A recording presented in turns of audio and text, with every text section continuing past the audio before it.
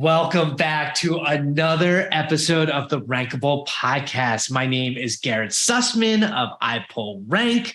I am so excited. Today we're talking about this really important world in SEO, which is the SEO audit, which, a lot of people don't get the nuances. Some people get too granular, some people get too high level. I'm talking to an expert, a woman who's been doing it for literally hundreds of businesses. Today, I'm joined by Olga Zarr. She's an SEO consultant. She runs SEO Slide, which is an incredible website. If you're looking for, all these common errors or tips on audits, or she's got a great newsletter, check it out. She's been in SEO for 10 plus years. She's done it in-house. She's done it for agencies. She's done it as the director of SEO. She's done it freelancing.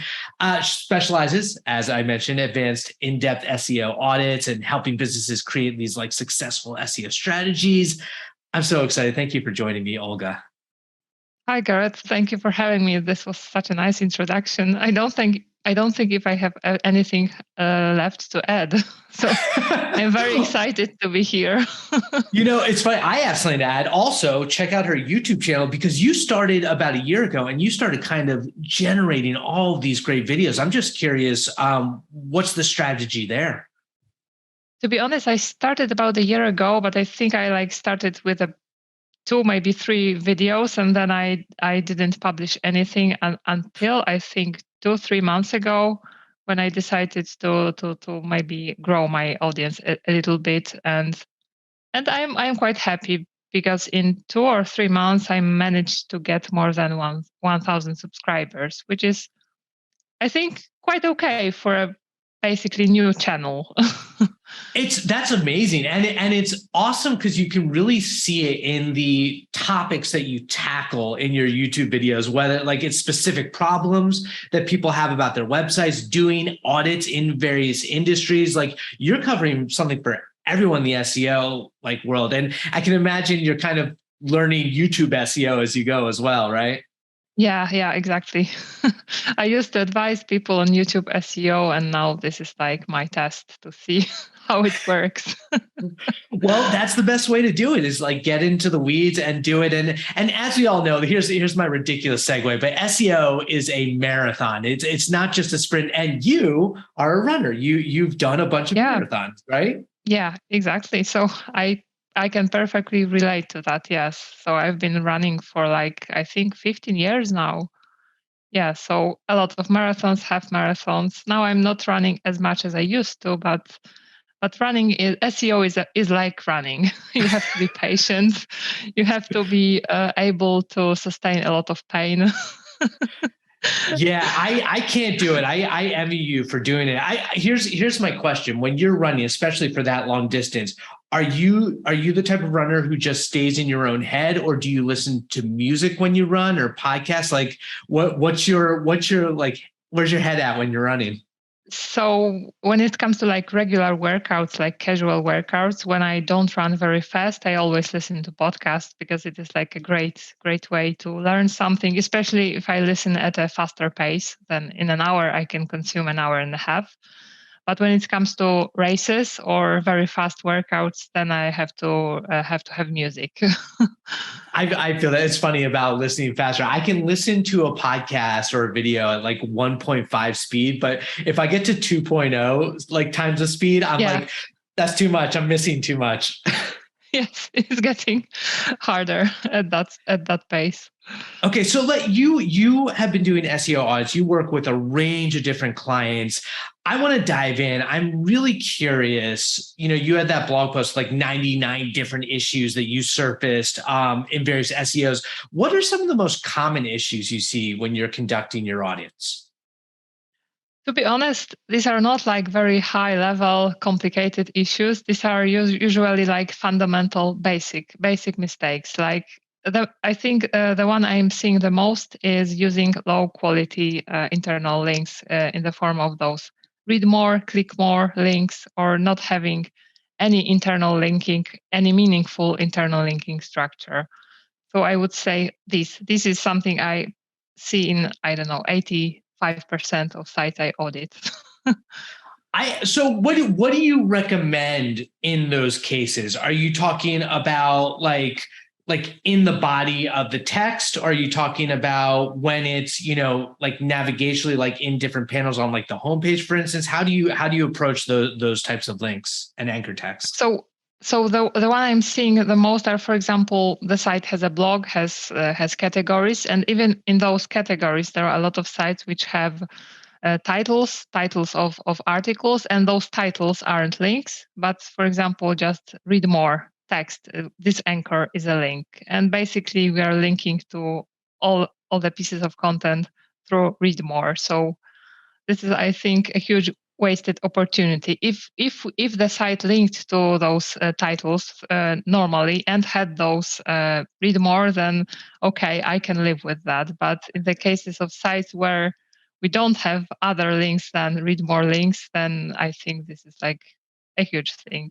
That's And I interesting to always me. recommend changing that. So your preference would actually be just the titles being linked, not even having the read more link at all. Like that doesn't add to the experience, and does it take away from any of the link equity having the two links and then the two anchor texts? I think two people will have two different opinions. I would Of say course. I prefer not having read more links at all. Just having like one clear anchor text. But I still think the site will be doing pretty okay, and Google is kind of getting better at understanding that maybe this link serves a bit different purpose. I think this is not a huge thing, but I'd rather have just one clear, beautiful anchor text thing. I love that. I can imagine how many people are listening to this podcast right now and they're like thinking, oh crap, I got to get back to my website and see if like the title is linked or if I'm just using that read more, because that's like a potentially easy low hanging fruit win. What are some of the other like very common ones that you've seen? So, for example, when the site uses JavaScript, we have this load more section, and you have to click on that to load more content, to load more articles. So this Mm-hmm. is a very, I would say, not optimal setup where you have those read more links, and on top of that, you also have this JavaScript load more functionality. So some of the sites I saw which had these two issues, not only they didn't have like a lot of, they didn't have, I would say 50% of their content indexed, but of course the rankings were practically non-existent. So in some sites, all I did was change that. I made sure that the actual titles are links, and there is like regular pagination, and post each blog post has related links to related similar articles, and of course those related links are through anchor text, which is like the title, optimized title. And in some cases, the difference it made was like insane. Yeah. The site, like one of the sites, I think it used to have, I would say, 200 something daily clicks, and after that, it is now close to 2,000 daily clicks. I think that's around that, and Just that by was adjusting basic. the blog linking and the pagination? But this was like a bigger site which had a lot of content. It had like more than 1,000 blog posts, but yeah, that was all Well, that I had that to do. actually leads to my next question, because I am curious. An SEO audit for a small site with like just 10, 20, 100 pages versus a medium-sized site with 1,000 pages versus like some of these enterprise sites with millions of pages. What are some of the primary differences in how an SEO should approach an audit for these different sized sites? Yeah, so in the past, I used to like only do audits for huge international brands. And in the case of such audits, you usually need to, I usually used to use at least two crawlers or sometimes even three different crawlers, of course, GSC, so different types of data. And of course, some sites are so huge that you won't be able to crawl all of it. I think in some cases you have to use Jet Octopus because it is like faster than, for example, Screaming Frog. Because I used to like run Screaming Frog for 5 days, but sometimes it's not an option. So you have to like have more time, more resources, more tools, and you have to be able to look for patterns, some different groups of pages. You have to identify that, for example, this site has category pages, product pages, some info pages, and look for solutions for those different types of pages. While if you have a smaller site, like 10, 50, you can basically manually review all pages. And I now I more often review audit smaller sites, medium-sized sites, and there I am able to provide like basically all the information, all the recommendations I can, because I am able to manually review almost entire site. Like the headings for 50 pages, I can like quickly see those headings, what's in those headings, whether they are optimized, and I can usually come up with some extra tips on some quick SEO wins. So yeah, you, Yeah, you it's can probably. interesting. Yeah, what were you saying? Yeah, I just wanted to say that in the case of smaller sites, you can usually achieve more because you can, and sometimes you are able to implement the changes yourself. In the case of like huge brands, like for example, I used to work on Procter and Gamble sites. Usually, you provide the recommendations, but they never get implemented, or just one gets implemented after a year. So you have less of an impact, even though it's a huge site. It's so interesting how the business structure can impact what changes made, like who's gatekeeping, who's in control of making changes to the website. Like to your point, the bigger the organization, the more red tape and how they allot their resources. Plus, like a Procter and Gamble site, I can imagine when you have all these different domains that interplay, like when the business owns various websites, or in the international aspect of things and dealing with, href lang and dealing with regionality versus languages, it's a whole different set of challenges. Exactly. And your SEO audit is not that important any longer because like there is so many other things. So you hint at it, but I got to ask, like, which do you enjoy more? Do you enjoy doing the smaller audits so you can get in there, or do you enjoy the complexity of some of these like massive sites? To be honest, I think now I am leaning towards smaller sites where I can actually make a difference. Smaller, like meaning up to 1,000, 2,000 URLs.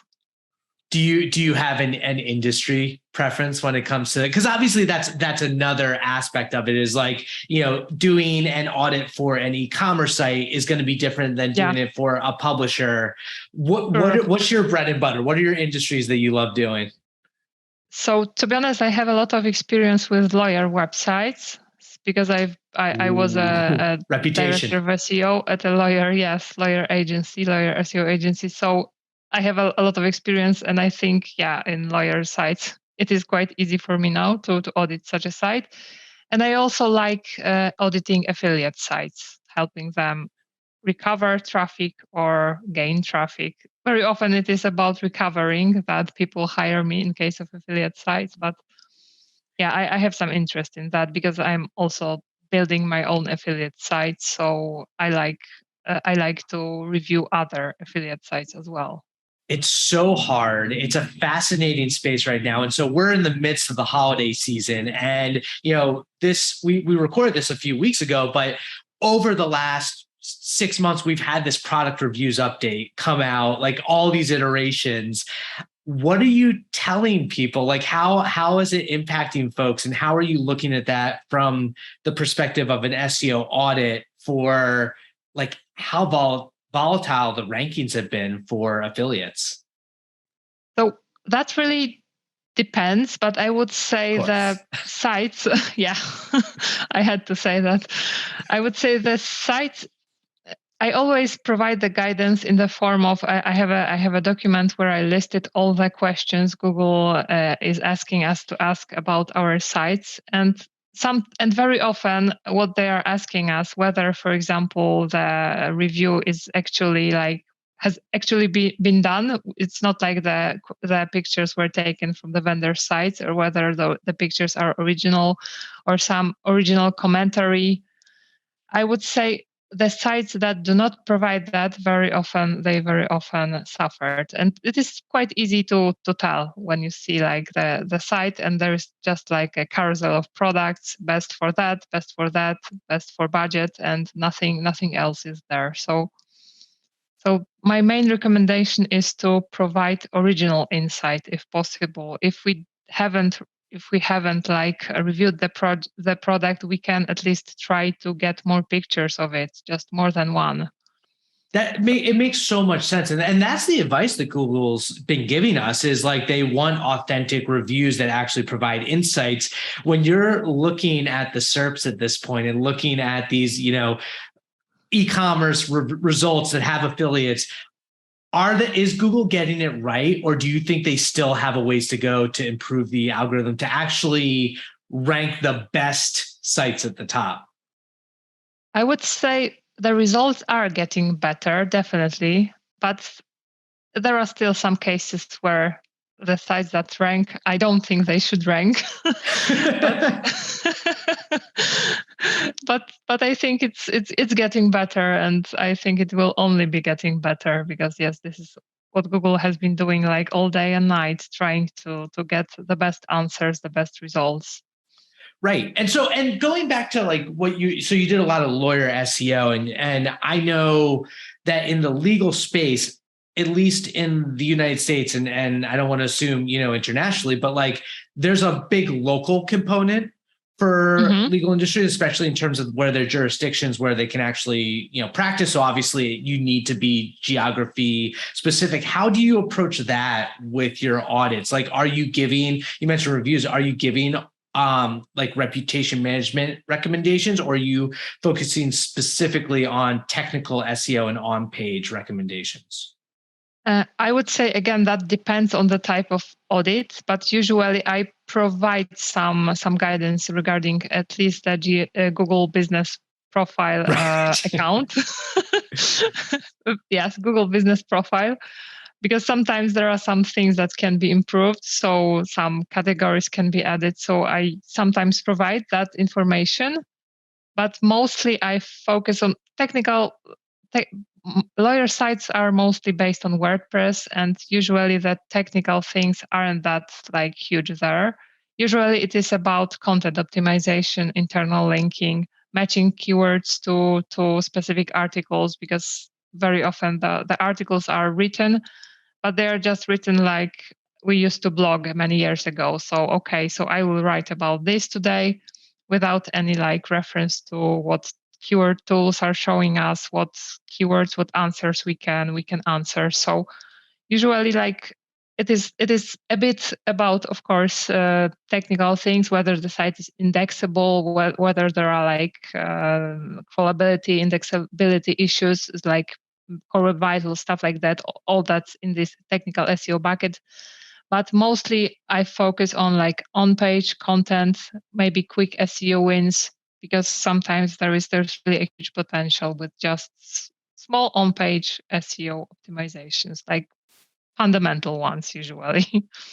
Yeah, I mean, obviously it depends on your client. It's a much different animal working with someone who's never hired an SEO consultant versus, some of these enterprises that have in-house SEO teams.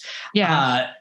Do you feel like obviously they hire you because of your expertise? How much do you have to, at least for the legal firms that you work with or some of your smaller clients, how much do you have to fight to get your recommendations implemented? Like, are they like, okay, let's, whatever Olga says, let's do it? Or do you still have to kind of make the case? So in the case of my own clients, it is usually me who implements the changes. So they all get implemented. Of course. Or I like directly supervise the client or their team and how they implement the changes. So in that case, everything gets implemented. So I'm lucky with that. Yeah, no, that's brilliant. Do you see any sort of like, do you have any strong feelings with like CMSs if you're doing the implementing, like obviously working with, a WordPress or even a Wix or something completely custom and having to do like Magento? Do you need to be comfortable with all those CRMs? How do you make recommendations there? Uh, that's really I am the most efficient with WordPress. So with WordPress, I can like provide any recommendations without even sometimes going into the logging into the site. In the case of other CMSs, if I don't know some CMS, I try to run some demo site, because sometimes, for example, with Magento, I think there is a demo site you can just log into online and see how it looks like, because I had to provide recommendations for Magento multiple times, and I'm not a great fan of that. So At least it's that's not why Drupal. yeah. Oh, yeah. There's that as well. So before I start an audit, I always ask if there is a person who is going to implement the changes. If there is a technical person on the team, and if there is like a web developer, then I don't have to like make those recommendations so like step by step, like go here, click there, do that, because it's just enough sometimes to say change this to that. So Yeah, it's and important to if have I those don't know relationships. something, then I simply Google that in the case of some CMSs. Yeah. And with so many of those technical things, it's easy to find for the most part because there's so many devs out there. By the way, thank you for saying CMSs. Here I am, I'm like CRMs, and you're like looking at me like, Oh, I haven't noticed. Yeah. um, so finally, I do want to ask, like, there's everyone has their approach to SEO audits. Whether you're an in-house SEO or you're hiring a consultant or an agency, what would you say that most SEOs get wrong when they're auditing their own sites? So I would say most SEOs get too attached to what the tools are telling them. For example, especially less experienced SEOs, they usually add the site to SEMrush or Ahrefs, and the tool is like regularly crawling the site, and then is creating a report of issues, and they then freak out. For example, like why my HTML to text ratio is too high or too low, and stuff like that. So the mistake is that they think those issues are issues because the tool is telling them, but the tool just knows that much, and it is our job as SEOs to put the site in context, to put the site's goals in context, and to use our SEO experience to really interpret what the tool is telling us. We should be like following our own suit, where we have like our own checklist. Like I have my own checklist of things I check, and I simply use the tools to check those things, not that the tool is telling me what to check. So I think that's a usually a good approach. Yeah, it makes sense because you think about, and not to throw like Yoast under the bus, but the way that people use some of these tools, it's like you need to understand SEO. It's not just a matter of getting a bunch of green check marks, or I mean, maybe on Lighthouse it is where you want for like page speed, but like, for a lot of these, it's not just checking boxes. It's really understanding the foundations, to your point, of SEO beneath everything. You mentioned tying it to the business goals. I am curious. How much do you need to know from your perspective about a business before you even conduct an SEO audit in the first place?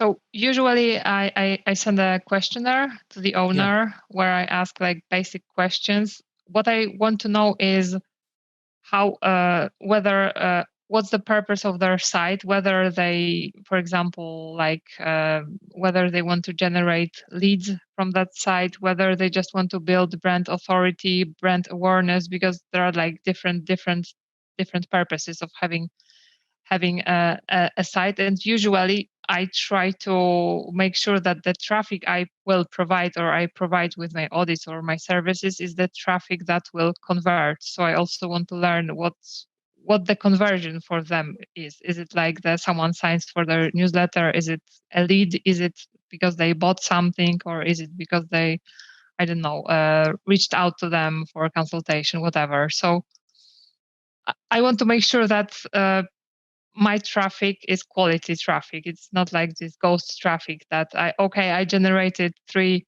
million clicks and you have nothing out of it. So I'd rather generate 500 and make sure that these are like qualified people to do what the owner wants them to do on the site. It feels very much like that's tied to this idea of, what some SEOs get wrong is like that there's not this one size fit all audit. It sounds like you very much tailor your audit to the needs of the business. Yeah, exactly. So I always ask, what's the goal with what goals do you want to achieve with me doing that audit? Is it because you had a redesign and something went wrong? Is it because you want to have a new site? Is it because you want to increase your sales? Is it because you just want to have a health check of your site? So those types of questions I ask, and it lets me provide the audit that's really like tailored to the site. Yeah. I'm with you. I mean, we do the same thing here where it's like so much of it is ultimately tied to revenue. And while, there's always this struggle of attribution and like who gets credit for final sales, it's like we know that organic traffic is critical to that whole buyer's journey. And so, whether you're getting them at the bottom of the funnel or at least like to your point, building awareness, there's going to be value across the board if you're doing it effectively and know that business. Yeah, exactly. Olga, this is fun. I'm so glad that we got to talk audits. Are you ready to do a little bit of rapid fire rankings with me? Yeah, sure. Let's do it. Okay, here we go. We're going to turn on some music. We'll put it on the clock, and I'm going to ask you to bring it now.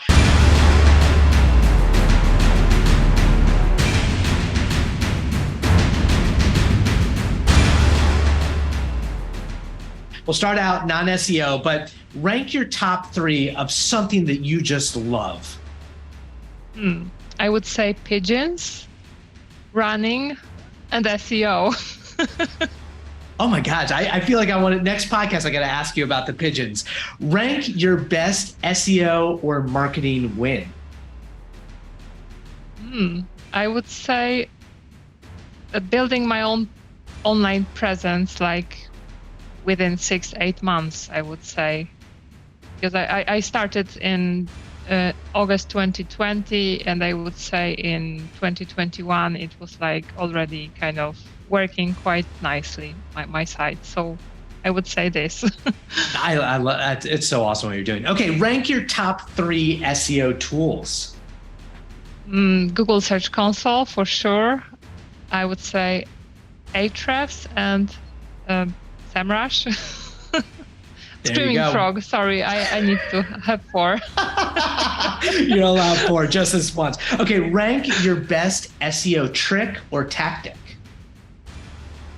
So I would say internal links, making sure the anchor text contains the keywords, phrases we want to rank for. I would say this is like my top tip. You heard it here first, folks. Go do it. Okay, rank what you love most about SEO.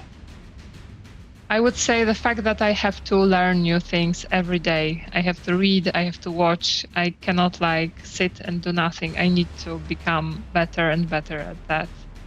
Absolutely. It's cutthroat. It's always evolving. Speaking of which, rank your best learning SEO resource. I would say Google Search Console, SEO documentation, Google Search Central. Yeah, that's I think. They're focused on, they're putting a lot of content out there. It's so interesting. Okay, this is the hardest one. Rank the top 1 to 3 SEOs or marketers that you most look up to. Oh, I think there are more than 3, but okay. Aleida Solis, for sure. The next one, I would say Mary Haynes. Brilliant. And that's tough because Lily Ray. three women who are crushing our industry. I totally agree. That's awesome. And then finally, rank your number 1 cause or charity that you want to promote. So I would say this is a Polish charity for pigeons.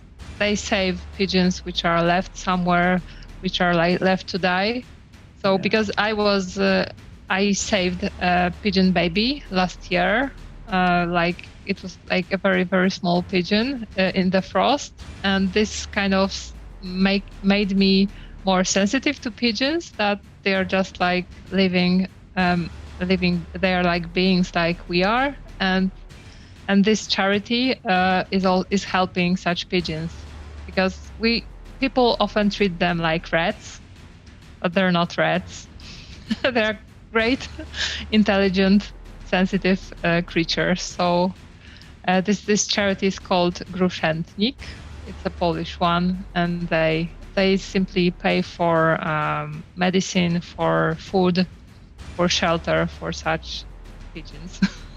That's awesome. No, I really appreciate you sharing that story. We'll have a link to them in the show notes. But it's interesting. You learn so much about folks when you have these conversations, and like that is awesome. Like that, like understanding that, yeah, like with living creatures, it's like that we all share the same earth, and that's cool that they're out there doing that. Thank you so much for being my guest. This was awesome. So many actionable tips. Olga, if people want to find you online, where do you hang out? Where's the best place to get in touch? So I would say Twitter and my website, seosly.com. So these two places, and YouTube. Of course, yeah. Give some likes and subscriptions to the YouTube channel. We'll include the link to your Twitter as well. Really appreciate your time. SEO Audits. Go check your blog pagination for the title tag being linked. Thanks again for being my guest. I appreciate it. Thank you. It was so much fun. Thank you for having me. Absolutely. This is awesome. My name is Garrett Sussman of iPullRank for another episode of the Rankable podcast. We will catch you next week. Peace out.